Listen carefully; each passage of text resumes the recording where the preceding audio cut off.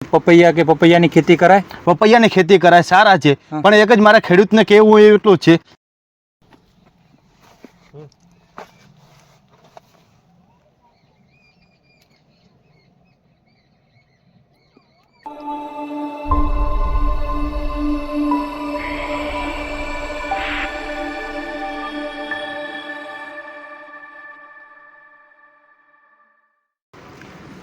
નમસ્કાર ખેડૂત મિત્રો, તમારું બધાનું સ્વાગત છે.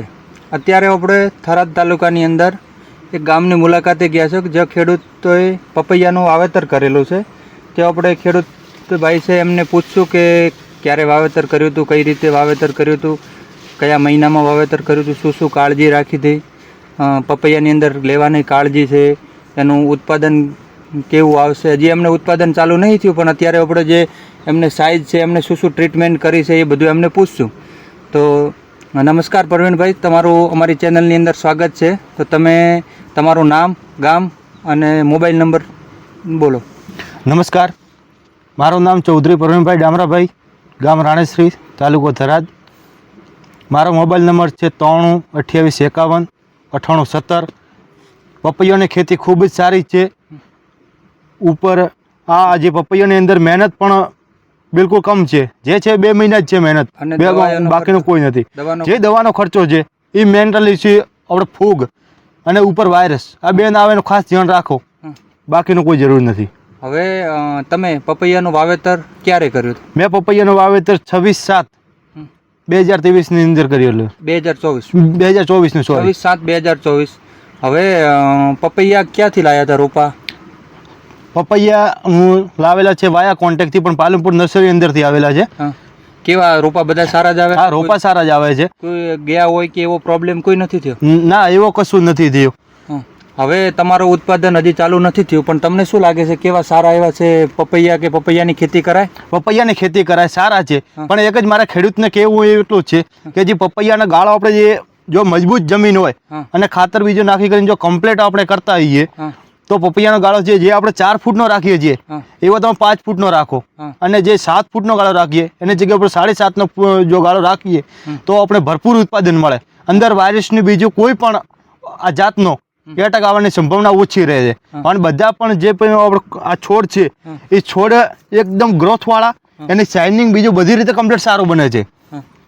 હવે પપૈયાની અંદર બીજી લેવાની કાળજી કે એને વાવેતર કર્યું એ વખતે છાણિયું ખાતર આપવાનું છે, પછી એને બેડ બનાવીને વાવેતર કરવાનું છે? ના, તો આ પહેલી આપણે નીક કાઢી દઈએ. નીક કાઢી આની અંદરથી ફરજિયાત આ કોઈ પણ ખેડૂત જે બાગાયતી ખેતી કરતો હોય એને ઇનલાઇન ફરજિયાત વાપરવી. ઇનલાઇન છે એ ખૂબ જ ફાયદાકારક છે. પાણીની બીજી ખાતર દવા બીજી જે પણ આપવી પડે એ ઇનલાઇન ખૂબ જ ફાયદાકારક છે. અને એની અંદર વાવેતર પછી પાળા ચડાવી દીધા છે? વાવેતર પછી પાળા ચડાવેલા છે. વાવેતર પછી 2 થી 2.5 મહિનાના ગાળા પછી મેં એને પાળા બનાવેલા છે બધા. હવે નિંદામણ માટે તો મારા અંદાજે કોઈ દવાનો ઉપયોગ? ના, નિંદામણ માટે કોઈ દવાનો ઉપયોગ કરવાનો થતો નથી. મુખ્ય રોગો એના નિમાટોડ.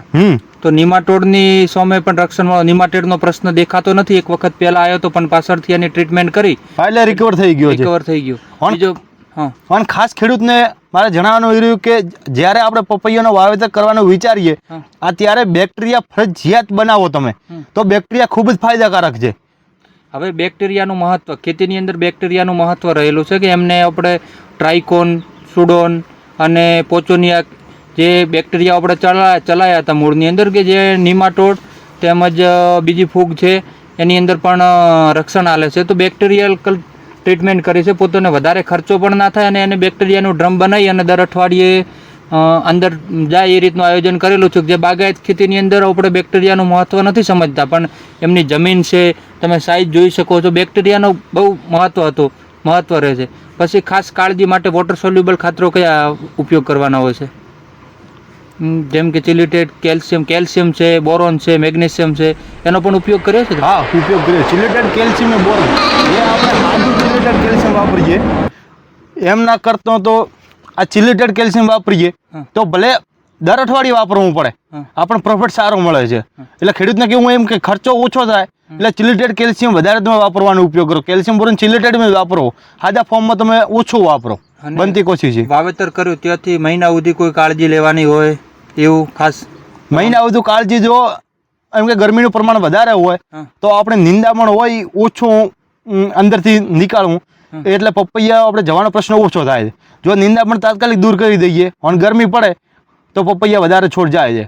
એની અંદર છે કે પપૈયાનું જે વાવેતર કરો એની શેઢે પાળે કે જે સણ છે કે એવી કોઈ વનસ્પતિ કે જે ગરમી ઓછી લાગે એ રીતનું પણ તમે વાવેતર કરી શકો છો. અને બીજી કોઈ કાળજી ખાસ લેવાની હોય એના મૂળની અંદર હ્યુમિક જે બ્લેક ડાયમંડ છે એનો પણ ઉપયોગ કરવો કે જેથી મૂળ વિકાસ સારો થાય. બીજું કોઈ ખાસ જે તમારું પપૈયું દેખાય તમે કોઈ ખાસ કાળજી લીધી હોય એવું તો ના, ખાસ કોઈ કાળજી નહીં લીધેલી. હવે અંદાજિત તમારા પ્રમાણે એક રોપાની અંદરથી કેટલું ઉત્પાદન આવવું જોઈએ? અંદારે આ દેખાય છે આ સાઈઝ પ્રમાણે જો બધું દેખાય તો 70 થી 80 કિલો માલ પરફેક્ટ ઉતરશે. તો હવે જે એની અંદર 70 થી 80 કિલો માલ ઉતરે તો એક રોપાને 1 કિલોનો ભાવ 12.5 રૂપિયા. હા, 12.5 રૂપિયા હજી બંધવાનો નથી. પણ 12 થી 12.5 બધું વાતાવરણ છે કે 12.5 રૂપિયા તો પરફેક્ટ છે. તો પછી એની અંદર કેટલા છે તમારે રોપા? મારે રોપા છે 920 રૂપિયાનું વાવેતર કરેલું છે. 920 રૂપિયાનું વાવેતર કરેલું છે. એવરેજ 60 કિલોના હિસાબે પણ આપણે જો ચાલીએ ને કોઈ રોપા નબળા પણ હોય તો 1 કિલોની અંદર જો 60 કિલોનું ઉત્પાદન આવે એક રોપાની અંદર તો 55,200 કિલોનું ઉત્પાદન મળે. હા, એની સામે આપણે અંદાજિત જે હાલના ભાવ પ્રમાણે આ સાલ ભાવ પણ ખેડૂતોને સારા મળે. હા, સારા મળે છે. તો એના 12 રૂપિયાના હિસાબે આપણે ચાલીએ તો 1 એકરથી પણ થોડી જમીન હશે કે જેની અંદરથી 6,62,000 જેવું ઉત્પાદન આવે છે. એટલે 7 લાખ જેવું ઉત્પાદન પણ મળી શકે છે અને એની અંદર કોઈ વધારે ખર્ચો પણ નથી અને એની મહેનત છે થોડી અને પાછળથી કોઈ મહેનત પણ નહીં રહેતી, પણ બેક્ટેરિયા આધારિત છે કે જે એને પોષક તત્વો આપવાના રહે છે અને વાયરસ માટે થોડી ટ્રીટમેન્ટ ઉપર સમયસર જે લાલ કથેરી આવે છે એ છે, થ્રીપ્સ છે, એની અંદર પણ નિયંત્રણ કરતા રહેવું જોઈએ અને સારું છે. અત્યારે નવું ફ્લાવરિંગ પણ આવે છે. તો ખેડૂત મિત્રો તમે પણ સાઈઝ જોઈ છે અને જો ખાસ અમારી ચેનલ સબસ્ક્રાઈબ ના કરી હોય તો સબસ્ક્રાઈબ જરૂર કરજો. પ્રવીણભાઈ તમારો પણ ખૂબ ખૂબ આભાર. અને આપણે પછી બીજા પણ ફોટા બતાવશું, અમને વિડીયો જોઈશું કે ત્યાં જે છોએ બેસીને એનો જે છોડ હતા એનો વિડીયો બનાવી આગળ પ્લોટ પણ તમને બતાવીશું.